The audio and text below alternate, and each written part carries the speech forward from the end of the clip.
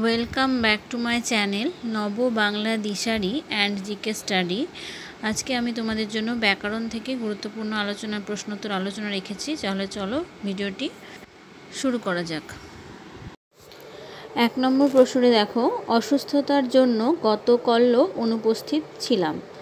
এটি কী ধরনের বাক্য বলতে হবে?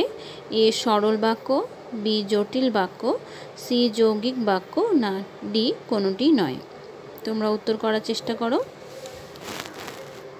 তাহলে আমাদের উত্তরটি হয়ে যাচ্ছে এ সরল বাক্য, কারণ যে বাক্যে একটিমাত্র উদ্দেশ্য ও বিধেয় এবং একটিমাত্র সমাপিকা ক্রিয়া থাকে তাকেই সরল বাক্য বলে।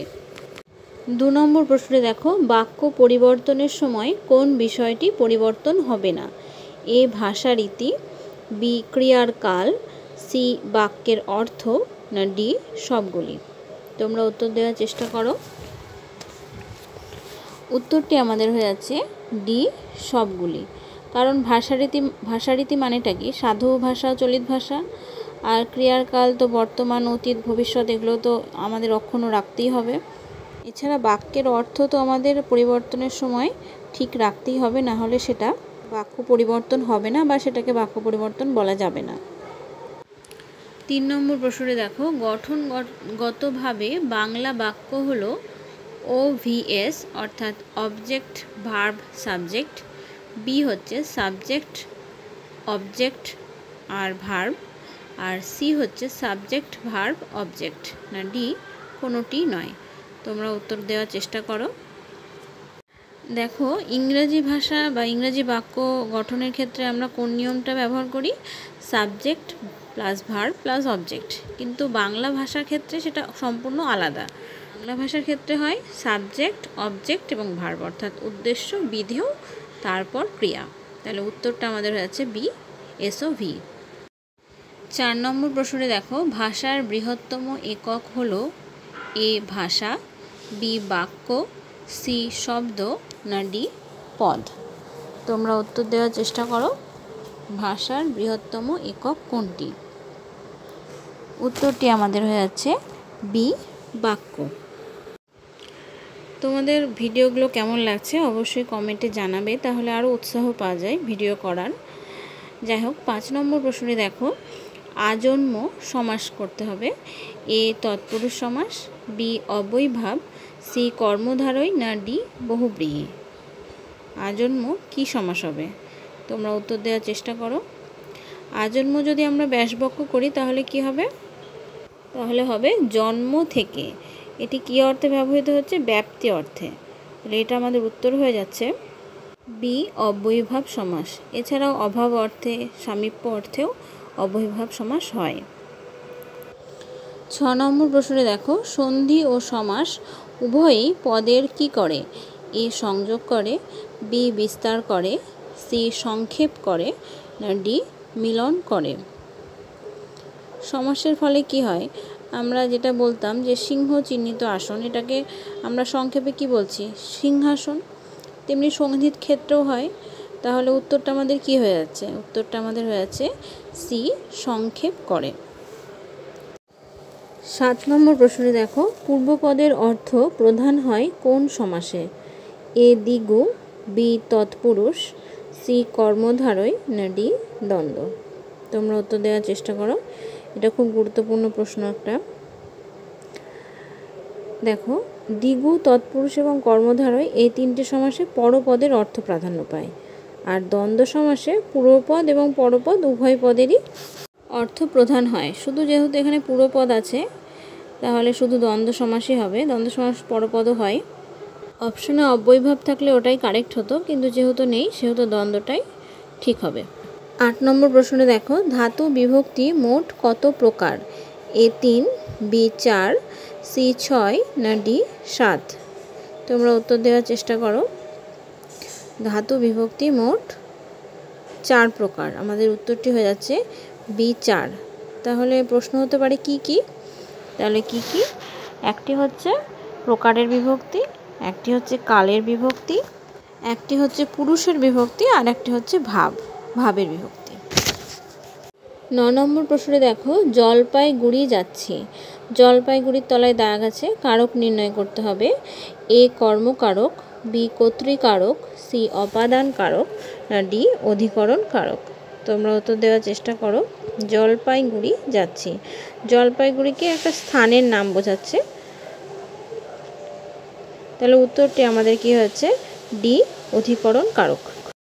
10 নম্বর প্রশ্নে দেখো, বিভক্তি প্রধান কারক কোনটি? এ কর্মকারক, বি কর্তৃকারক, সি করণ কারক, না ডি অধিকরণ কারক। তোমরা উত্তর দেওয়ার চেষ্টা করো। এটারও উত্তর হয়ে যাচ্ছে আমাদের ডি অধিকরণ কারক। তোমরা যারা আমার চ্যানেলে নতুন আছো অবশ্যই চ্যানেলটিকে সাবস্ক্রাইব করে নিও এবং পারলে শেয়ার করে দিও যাতে সকলেই ভিডিওটি দেখতে পায়। 11 নম্বর প্রশ্নটি দেখো, ব্র্যাকেটের মধ্যে ডট ডট ডট ডট আছে, এই ডট ডট চিহ্নটাকে কি বলা হয়?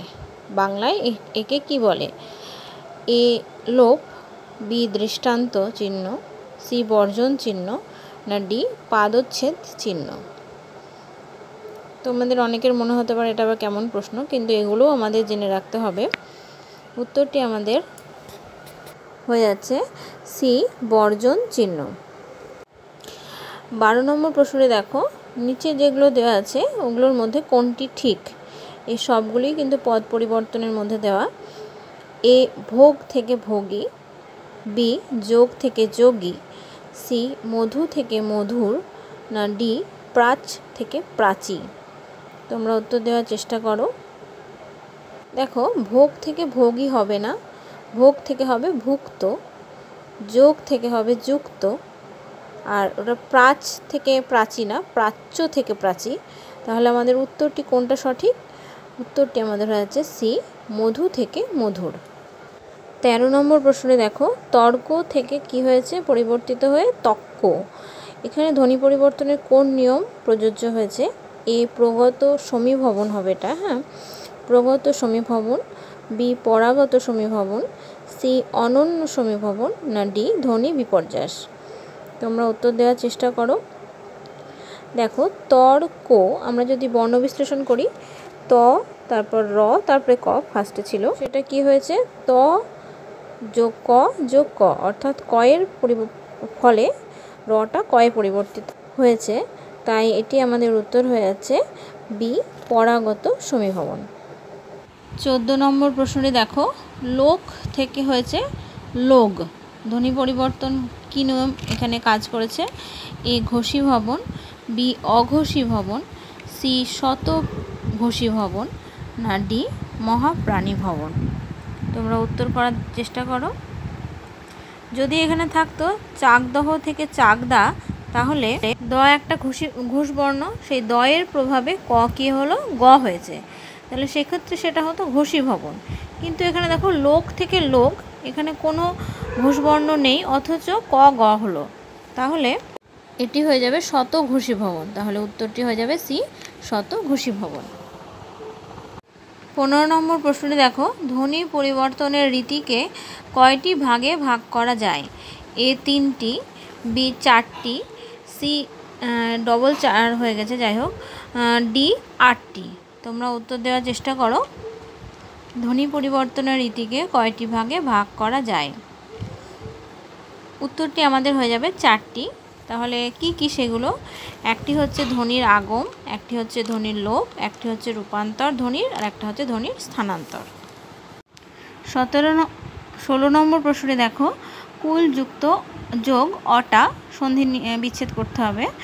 এ কুলটা, বি কুলোটা, সি কুলাটা, না ডি কুলটো। কোনটি আমাদের উত্তর হয়ে যাবে সন্ধি বিচ্ছেদ করলে? তোমরা বলো।